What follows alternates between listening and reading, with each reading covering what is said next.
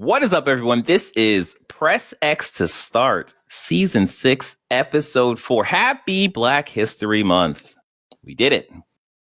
It's just amazing, you know, every year. Are we free now? What are we celebrating? Next year, you know. Okay. Yeah. Press X to Start podcast is a audio and video podcast seeking to transform the video game media landscape through an underserved and protected point of view. I am your host, DJ, a.k.a. Sexy Bad Choices, a.k.a. Do You Know Who? What? Jerry Lawson. Do you know who that is? Do you know who that is, Marcus? I know who Gerald Levert is. I bet he's not as famous as... I know who Jerry the King Lawler is. I promise you, he's not as famous as actually, I should say, aka Jerry Lawson is. I'll tell you guys who Jerry Lawson is. He is a Black inventor. He's also a self-taught engineer. With his work on the Fairchild Channel F console, Jerry was the first to innovate the use of interchangeable cartridges in consumer gaming consoles. So essentially, with his work, he changed the landscape of the game industry that we know today. But unfortunately, his efforts in his contributions essentially to the industry kind of goes unrecognized. And, you know, Black History Month, so we gotta do it. We gotta put our people up and get people knowing this man and what he did for us. PlayStation wouldn't be the PlayStation without Mr. Lawson's contributions to the PlayStation. See what I did there? Who else is here? Oh, yeah. I am your heavyweight champion from Wishneggerwood, California, a.k.a. the janitor because we be watching niggas, a.k.a. fuck Joe Rogan and everybody that love him. Marcus. Hey! Wow, that's a hot take. I am Sean M.F. Ross. What the MF stand for? King Boji. Oh, I see what he did there. And apparently this Boji guy can beat Goku, right? He beat the dog shit out of Goku. Oh, some people not gonna like that. Run up, get done up. And Who was there's that person Wavery. that just waved? That was Wavery. Wavery. Am I the only one to think of which is a Waverly Place? Am I the only one? Am I the only one? Disney It's Channel? Wizards. It's Wizards of Waverly. Is it Wizards? Yes. What the fuck was I watching? You was watching the bootleg on your Gamecast. The porn parody. Was there sex in that, right? There was sex in there. They're all siblings. They're all siblings on the Disney Channel. Yeah, no, I was definitely watching in the wrong South thing. Is what you're saying. There's a whole category for that on Pornhub, Mike. No. They're all steps. It's Brother, I'm stuck. correlation. Anyway. Oh man. If you ain't know, this is Press X Start Podcast, and this is some of the stuff that we talk about off air. This stuff was having to be called on air. If you want to hear more from us, you can check out our stuff. You can watch our content. I don't really know where I'm going with this, but if you are watching this on YouTube, just do us a favor and hit that like button, hit that subscribe button, and then that notification bell. Because with those three things, you too can become Captain Planet. Right? Captain Press X. Yeah? All right, cool. Captain Press X. I like it.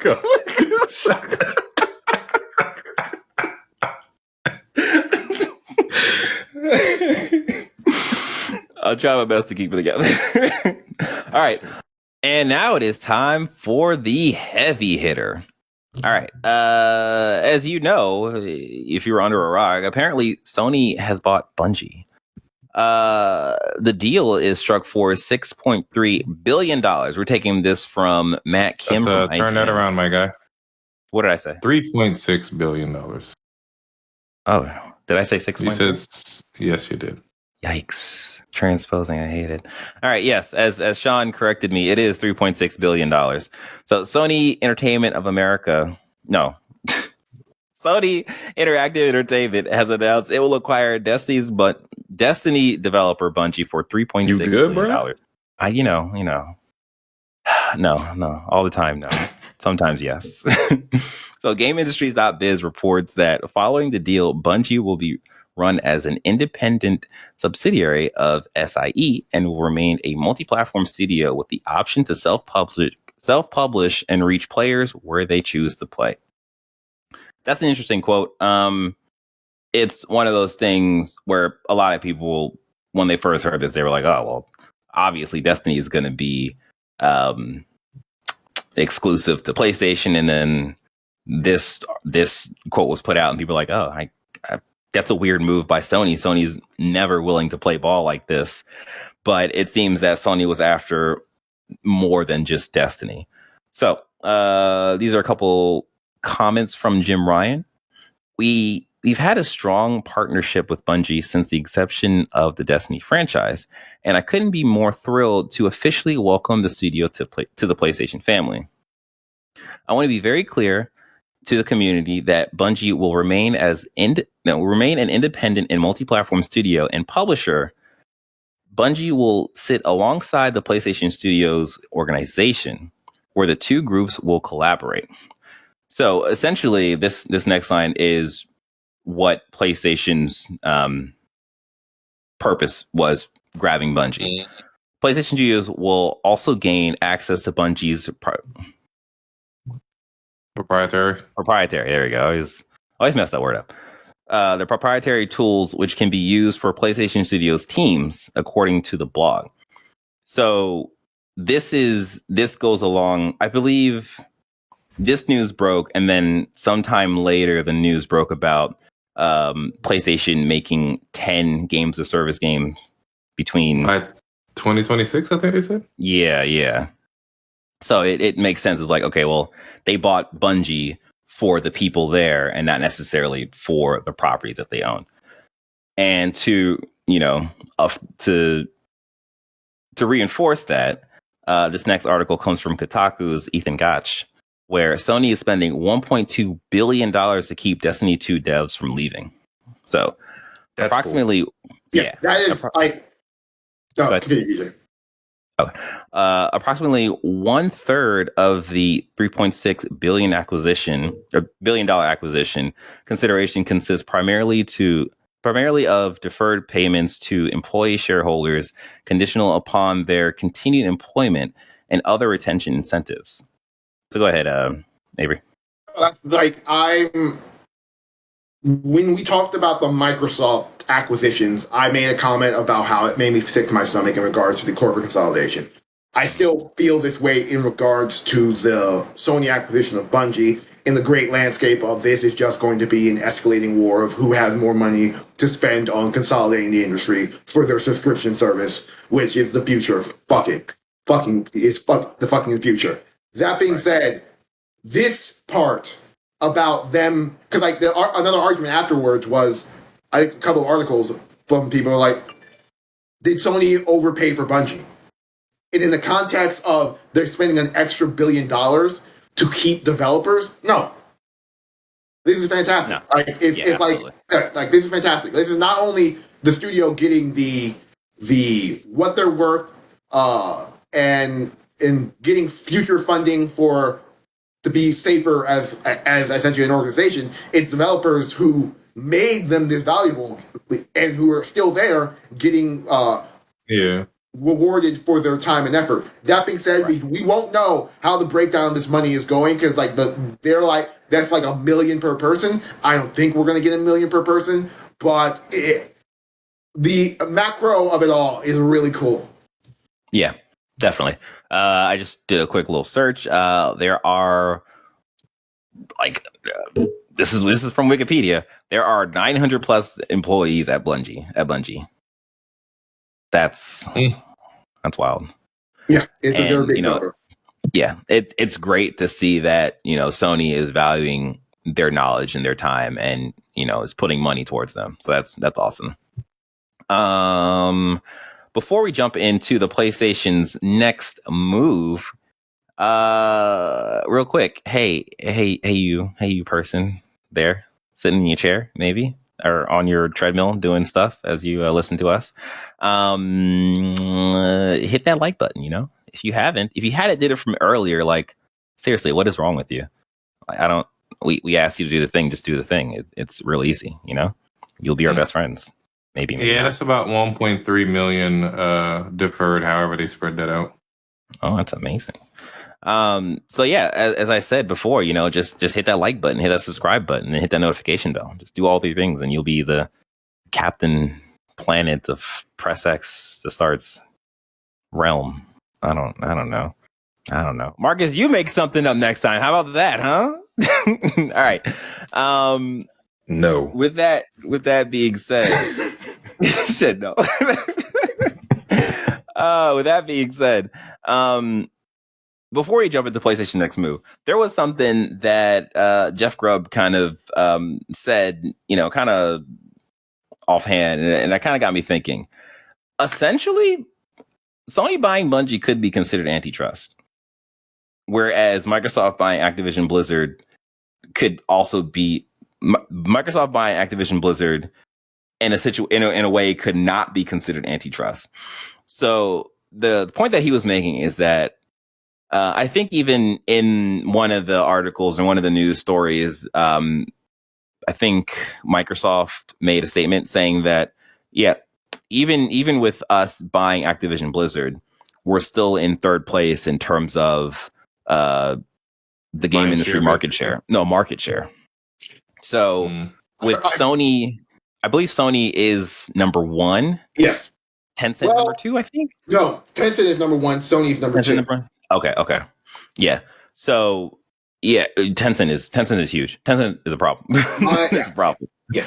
But yeah, essentially the argument was that because Sony is buying up Bungie, but although I think it's cleared up because Bungie is going to be quote unquote independent.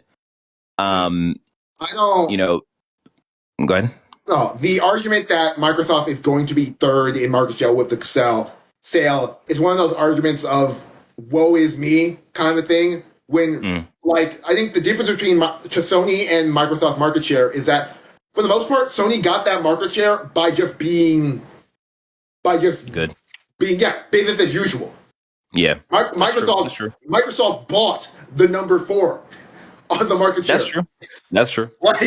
Like when you do the pie chart of their companies, you can't tell me that Microsoft isn't a more dominant force with the amount of studios that they have under their belt. Yeah, no, I think that's where it gets confusing because, yes, by number of studios, it would seem like Microsoft, like, that would be kind of considered antitrust because they've got a bunch of studios. But I think another publisher. Well, yeah. I think the conversation, though, is just looking at it from a money perspective and using that to determine is this considered antitrust. Anyways, I thought it was interesting. I don't know too much about that. I don't know enough about corporate law, corporate antitrust situation, and I will be shocked if this one is considered the 3.6 million is considered antitrust, and the nearly 70 billion is. I guess we got to go storm some person's house because this is some bullshit. All right, let's get into PlayStation's next move. So this comes from the inverse from Hayes Madsen. We'll do that. All right. Essentially, Sony has said that they'll be producing 10 live service games. And, you know, everyone's like, oh, okay, well, that's what they're going to be using the proprietary tools from Destiny to, you know, pump these games out or pump these games up to get out and hopefully be good. So out of the 10, we have a couple that are confirmed. We have some rumored and some speculation. Again, this is coming from the inverse article. I'm just going to read these real quick, and then we kind of just talk about them as a whole.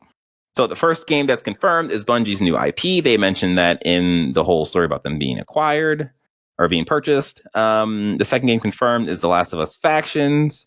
The third game confirmed is a new AAA multiplayer game by Firewalk Studios. The fourth is an online game from PlayStation London Studio. That studio is the studio that made Blood and Truth. That's the VR studio. Fifth title is a multiplayer title from Deviation Games. They were also recently purchased by PlayStation. The sixth multiplayer game is from Jade Raymond's. PlayStation does their own deviation. They're partnering with them. Oh, you're right. Yeah. The sixth is a multiplayer title from Jade Raymond's Haven Studios. That's a partnership too, right? Yes. Okay. The seventh is a rumored game, The Twisted Metal by Firesprite. It was originally with the Destruction All Stars devs, but that got moved off of them. That's unfortunate for them because that game is literally Twisted Metal. The eighth rumored game is an Insomniac multiplayer game. The actual screenshot for this was from Sunset Overdrive, so that could be interesting if they're going to be using that as a base for a multiplayer game. I didn't play Sunset Overdrive, but I wanted to play it. Sunset Overdrive is one of those games where like you had to be there at the time because straight up, I bought it for PC ages ago. Played like an hour of it. I'm like, wow, this is an old game. Oh, ouch! All right, number 9 is in the speculation territory. Basically, they're thinking possibly a Ghost of Tsushima Legends 2, which is by Sucker Punch. That'd be cool. I'll be down for that. I still need to play that Iki Island DLC. I haven't gotten around to doing that yet. And then the last game is a Horizon multiplayer game by Guerrilla. So these are 10 games that they're possibly thinking of. Go ahead, Avery. Oh no, I just wanted to at the Bungie's new IP thing. Yeah, we didn't really get much to actually talk about the bare bones part of the Sony by Bungie deal before we moved on to what PlayStation's next move was. But I find it very I found that the PlayStation and Bungie statements about what the relation would be very clear about the language of it is. However, there is one part that I do find a little bit of corporate wiggle room is that Bungie has the option for multi-platform after that. Yeah. Which indicates to me that their new IP will be PlayStation exclusive. Yeah. Unless Bungie can convince PlayStation that it would be the best for the new IP to be multi-platform. Absolutely. I read that as well. I read that in the same way that you are in terms of like, yeah, Bungie, they can totally self-publish something. We're not going to put any money into that. That's going to be completely on them. If they want to publish on PlayStation, we got you. So it is a thing of like, I definitely think that next IP is going to be a PlayStation exclusive. And I don't see the reason. I mean, I guess, yeah. It depends. It depends on if this is a multiplayer focused type of game. If it's multiplayer, if it's a single player shooter campaign, it's a single player campaign with multiplayer type abilities. Going on PlayStation, that's totally fine. But if it's a multiplayer focused game, it would be in everyone's best interest to be multi-platform. That's good. Yeah, kind of like the original Titanfall. I think being Xbox exclusive kind of killed this momentum, and everybody just overlooked Titanfall 2. Oh, it was. Yeah, the first one is my Xbox exclusive. It also doesn't have a single player, so there's that as well. Oh, okay, all right. So yeah, so those are the games. I find this so fascinating, and because it's Sony, and I believe Sony is, capable publisher. I definitely think that, all right, well, they're going to put these 10 games of services out. Like, that's great, but I believe their exact wording was out by 2025. Okay, so it's 2025, yeah. Yeah, so it's not like, oh, next year we're getting 10 brand new multiplayer games that we all play. Right, yeah. I'm super cautious. Like, I'm optimistic, but I'm more cautious than optimistic about this like slate because, games of services games are difficult. Like, we talked off air about Halo and how their numbers are dropping, and it's just, you might get that bang when you come out like that first month, but after that, it's just like, do you have content? So, based off of PlayStation's acquisitions, it does give me hopes that they are planning not only for release of these live service games, but after the fact. And we have support studios to help produce content for X, Y, and Z games for a number of months. And then I guess the next live service game. But yeah, I don't know. It's one of those things where like multiplayer, ignoring my Apex Legends time, and my other foray in the multiplayer games of the service type of games, like none of this, nothing here really excites me on the live, by announcing it as a live service sort of multiplayer focused type of game. It's from a PlayStation consumer standpoint. This has been one of the things that we've been ringing the bell that Microsoft has always had that PlayStation didn't, is that I had strong multiplayer games that can sell consoles that like Microsoft had with Halo and Gears. So this is great for them. This is great that they're going hard on that. I was with you with the initial thought when I thought like this is what their plan was. I had no time of reference of what they're going for, but 2025 seemed reasonable enough. My big thing is the cannibalization of content. Like, we don't know what Spartacus is. I do think Spartacus is going to tie into what this stuff is, because in my head, we're just going to get Call of Duty, we're just going to get Battlefield versus Titanfall again. Where they're going to launch these games out and they're all going to cannibalize each other and none of them are going to get a chance to grow. Because without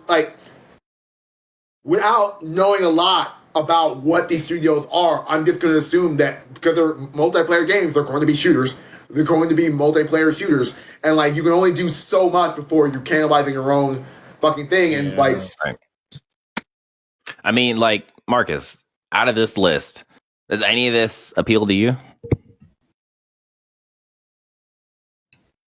Factions, maybe? Yeah. That's, I mean, also Ghost of Tsushima Legends, too, if they do that, because Legends was pretty fun. Yeah. It's not like I played it for that long, but when I did play it, it was pretty fun. But yeah, I mean, probably out of everybody on this podcast, I'm the one that's least enamored or drawn in by the whole live service multiplayer thing. Like, I really just play multiplayer games every now and then because friends are playing them, but I can't remember the last time I went out of my way. Yeah. And then, Sean, how about you? What did you say? He said, yeah. I said, is it because he sucks? He said, yeah.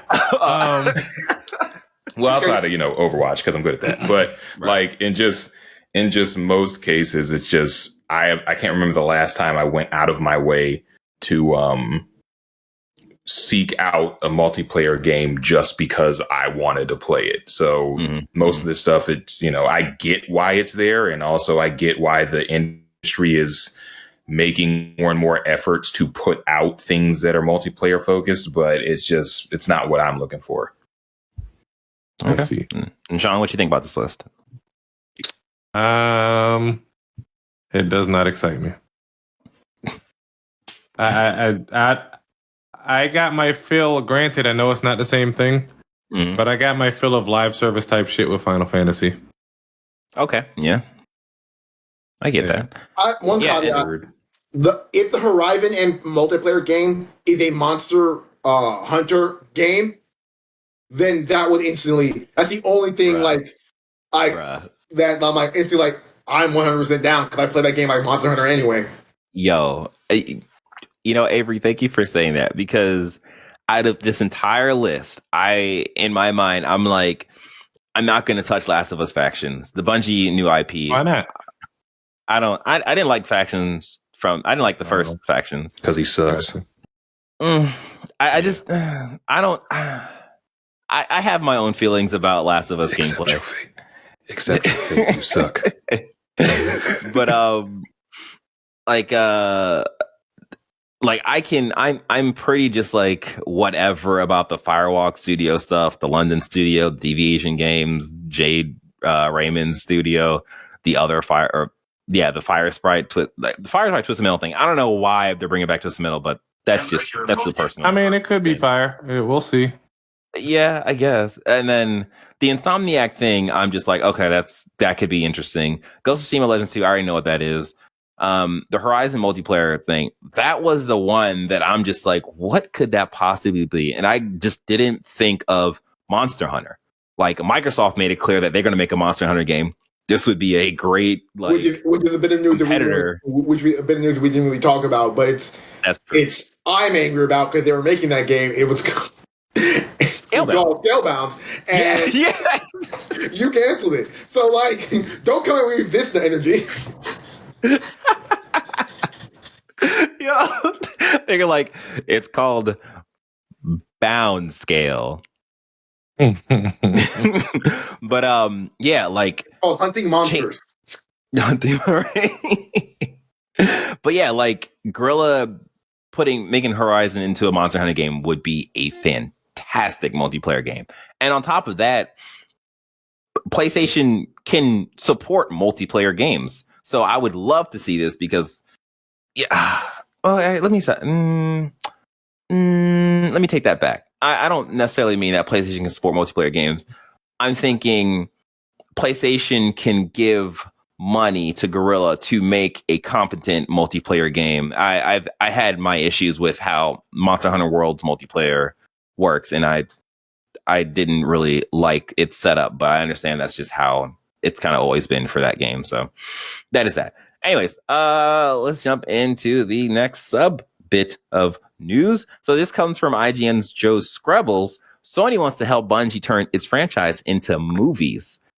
So this is obviously part of the conversation that most likely Bungie and Sony had in terms of, how Bungie could possibly use Sony to help them fulfill their destiny. See what I did there? An interesting bit of all this Sony and Bungie news is the sort of like sub news that like has been repeated over the years that like Microsoft's been trying to get Bungie back for ages. And like Microsoft didn't want to spend in a way of that. Microsoft didn't want to spend the money that Sony spent on Bungie. And then another feather in the hat of Sony is that they've got this entire picture business that no other studio has that allows them to funnel IP from video games to film easier. And like I will say this, Go ahead. Yeah, I will say this: Bungie is not a good storytelling group, like at all. Like, they can create an interesting world to tell games in, but for the most part, telling a coherent and interesting story has never been their bag. They got a lot better of it when it comes to Destiny 2, but I can tell you, nothing shocked me more playing Destiny 2 for the first time, and like DJ having to explain to me that, oh yeah, the ghost is the thing that brings you back to life. And I'm like, wait, what? And they're like, yeah, that's and I'm like, never explained to me. It was never really a big thing about anything. Like, if you played Destiny Vanilla 1, none of that was communicated to you. In the same way, when I'm going back to the Halo days, the reason I love Halo isn't because of the Halo games. It's because of the Halo shit written around the Halo games that tells interesting stories in that universe, divorced from what the Halo ring is. Yeah, like, just to go along what Avery's saying, yeah, like, Destiny, the lore is so expansive. It's so great. But what they tell you in the game is just like, it's bare bones. It's confusing at times. And you're just like, but why don't you focus on the story about the worms? Like, talk about the worms. Like, that's crazy. And then they don't do any of that stuff. And you're just like, what are you guys doing? And like, that was my main issue with Destiny 1 in terms of, okay, what's the next DLC content going to be? Like, they have this in their lore. Are they going to talk about this? No, we just going to do Iron Banner. I'm like, what the fuck are you guys doing? So we all know that movie's finna suck. Well, that's a possibility, or it could be completely bonkers great, because they definitely it'd be like the first game where they'd be like, we could tell you about the history, but instead, look at these explosions. Arena combat. I think the Destiny universe is unique and interesting enough that with the right storyteller trying to tell an interesting story, you can do something with it. I'm not going into this assuming that this is going to be fire, like I'm assuming someone taking like The Last of Us TV show. Look, all I'm saying is, outside of Sonic the Hedgehog, for some inconceivable reason, most video game movies for the last 3-4 decades have been hot ass. So I have no reason to think. Most, I said most. Reason to think otherwise until there's more than like 5 video game movies that I can go and say like, oh yeah, these were actually good movies. We're saying good, because I was about to say Street Fighter. Hey, we got an excellent performance from Raul Julia, all right? Fantastic. And I will also give a shout out to the first Silent Hill film. I didn't watch it, horror movie, but I heard it was good. Hey, Resident Evil did their own thing and kind of made some competent movies. The first Resident Evil movie is a legitimately competent movie. Anything after that? I saw that one. Movies plural? Plural shot? All right, well, just hopefully Uncharted movie does decent. Yeah. Uncharted movie is going to be the test in terms of what PlayStation. I don't know. If the Uncharted movie is bad, then just throw the baby out with the bathwater, because Uncharted is you literally have the blueprint for how to make a good Uncharted movie by playing the games. My thing, Marcus, I need this Uncharted movie to be good, because if it isn't, that means Sony has to go back to their Spider-Man well, and let's just see what other dumb character they can throw out and decide we're going to make a movie about this, because that's all we have. Avery, you're not ready for Madam Web, the movie? No. You're not ready? You're not excited? No, God damn it. Okay, let's move on. Hopefully this inspires other studios and I can get me a Parasite Eve movie and a Shenmue movie. There is a Parasite Eve. Well, you ain't gonna get no goddamn Parasite Eve nothing. Hey, no. This is Black History Month. We should be supporting our kings, all right? There is that's what I hope the best for you. there is a Parasite Eve movie. Oh, no, I'm talking about like a Parasite Eve like blockbuster movie. Big budget. Yeah, it exists. Wait, I'll go watch it. It's a 90s Japanese movie. That's what I'm talking about. American blockbuster movie. Oh, fuck that. I don't want an American blockbuster about Parasite Eve. All right, so don't worry, Sean. You'll get your Shenmue. It's starring The Rock. We already talked about this last episode. Okay. Enough of this movie talk. Push Square. This comes from Robert Ramsey. Jeff Keighley hints at more gaming acquisitions in 2022. So he's just saying that Sony's not done. You know, they're just warming up that engine. So that kind of goes along with this other headline from Tweaktown, interesting title, from Derek Strickland, cool name. Sony has $10 billion left to spend on acquisitions through 2023. This is what I was reading earlier about the numbers in the financial year 2021 to 2023. Essentially, Sony or PlayStation said that they had a budget of 2 million yen, which is $17.4 billion for strategic investments, acquisitions and buyouts, and share repurchases. And Sony has revealed it spent 85 billion yen, which is roughly 7.4 billion of its allocated budget, leaving 10 billion left for future purchases. So you know what that means? They're going to buy MiHoYo. I don't. MiHoYo made Genshin Impact. So here's the thing. Go ahead. I think that would be a good buy down the line, but I don't think it's a strategically it's not something they need right now, if that makes sense. So I get what you're saying in terms of, do they need to buy this right now to secure whatever? I think MiHoYo is one thing. Genshin Impact, right? This is a game that I play and I'm just like, oh, this is cool or whatever. The game always amazes me about how big it actually is in terms of fan base, but it's dominating in like the Asian markets, right? We don't. Yeah, and that's why I don't think they need to buy it, because Genshin isn't on an Xbox, and I think one of the core reasons it's not on Xbox is that the Xbox hasn't historically sold very well in Asian territories, right? So I don't think there's much. Microsoft can do about acquiring it right now. Right. Yeah. So my thing is, like, I think in terms of buying MiHoYo, this would be a purchase of them. I don't, in terms of money, maybe like they spend $1 or $2 billion of the 7.4 to capture MiHoYo, and they just let them do what they're doing and just make that money back. Because MiHoYo, like, Genshin is a game that is not slowing down. It's only getting bigger. And I also don't think they can afford MiHoYo. You don't think so? Well, no, I think the total assets worth MiHoYo is like, quote unquote, $250 million, which seems reasonable. But like, they made $10.1 billion in revenue last year. True. So like that's Wow. more than I think Sony can conceivably spend.